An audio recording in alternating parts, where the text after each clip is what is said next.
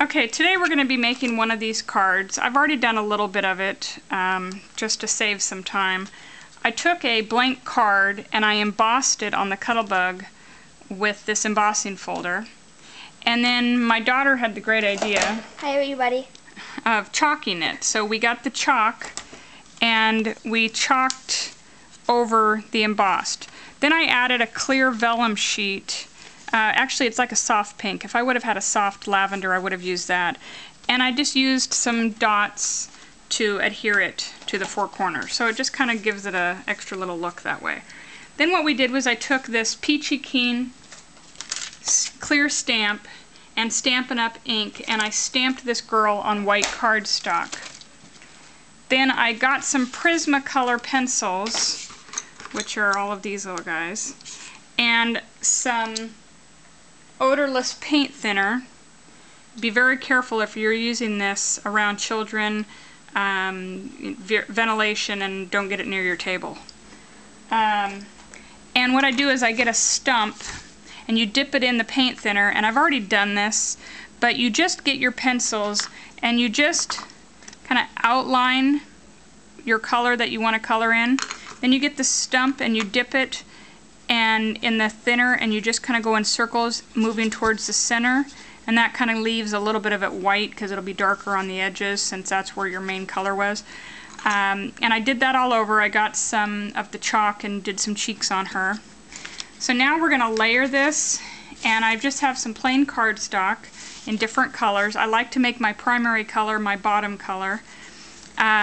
So then you could go ahead and stick these together, but just to save some time, we're not going to stick them together. We're just going to layer them, even them up, and then we're going to get our crocodile. Okay, and we're going to punch some holes with the little hole punch in the four corners. Oh, I missed that one a little bit, but that's alright. Trying to go a little quicker. And then we're gonna take our little eyelets, just some purple little eyelets, and poke it in and use my crocodile to set it. And then if I had have adhered it, then it would help to kind of hold it in place while I'm doing it. Oops. And these will keep them all together that way as well, all your cardstock. And just two more.